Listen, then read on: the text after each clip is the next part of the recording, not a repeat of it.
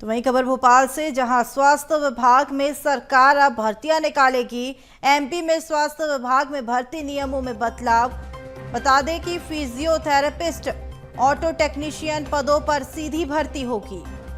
Counsellor, hospital assistant के खाली पदों पर भी सीधी भर्ती की जाएगी। फिजियोथेरेपिस्ट के 21, काउंसलर के 8 पद खाली है।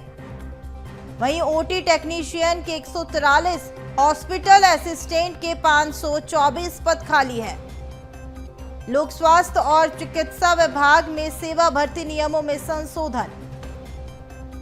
स्वास्थ्य विभाग में बड़ी भर्तियों की कगार। बता दें कि यहां टेक्नीशियन पदों पर सीधी भर्ती, साथ ही फिजियोथेरेपिस्ट पर भी सीधी भर्ती होगी। स्वास्थ्य विभाग में सरकार जल्द ही भर्तियां निकाल रही है। वहीं हमारे साथ इसी पर अधिक जानकारी के लिए भोपाल से संवाददाता विवेक जुड़ चुके हैं। विवेक, स्वास्थ्य विभाग में सरकार अब भर्तियां निकालने जा रही है, क्या कुछ जानकारी है? किस विभाग में सबसे ज्यादा भर्तियां नजर आएगी?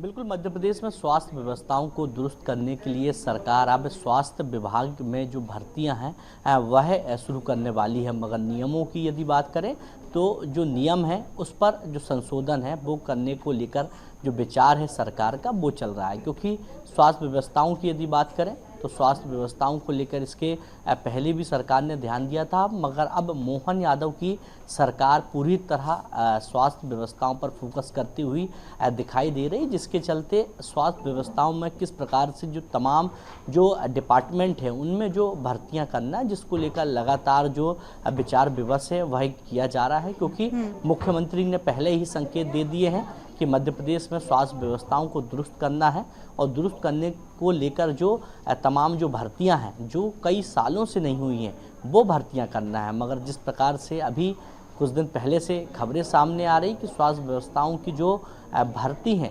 उनके नियमों को लेकर जो संशोधन है वह किया जाएगा। क्योंकि डॉक्टरों की बात करें या नर्स की बात करें या लैब टेक्नीशियन की यदि बात करें तो ये तमाम जो विभाग हैं स्वास्थ्य विभाग से जुड़े हुए, इनमें जो भर्तियां हैं जो कई सालों से नहीं हुई है और अब जो विभाग हैं इन पर जो भर्तियां हैं अब वो होना है। और नियमों की यदि बात करें तो तमाम नियम हैं, इनके कंपटीशन एग्ज़ाम होते हैं। अब उन एग्ज़ामों को कहीं ना कहीं एक नियम है उनका, उसको चेंज करने के लिए सरकार अब लगातार जो है वह विचार विमर्श कर रही है। और संभावना है कि जब भर्तियां होना है तो भर्तियों के पहले जो नियम बनाए गए हैं उनको संशोधित किया जाएगा और संशोधित करने के बाद जो नई जो भर्तियां हैं वो की जाएगी। क्योंकि ग्रामीण इलाकों में डॉक्टरों की यदि बात करें या स्वास्थ्य कर्मचारियों की यदि बात करें तो हमेशा जो कमियां हैं वह देखने को मिलती है। और इन्हीं कमियों को दूर करने के लिए सरकार पूरी तरह फोकस करती हुई स्वास्थ्य व्यवस्थाओं पर ध्यान दे रही है।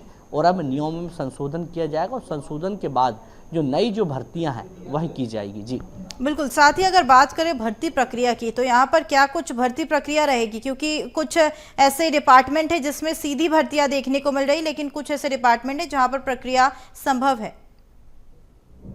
तमाम विभागों की यदि बात करें तो कई ऐसे डिपार्टमेंट हैं जहां पर सीधी भर्ती देखने को मिल रही है।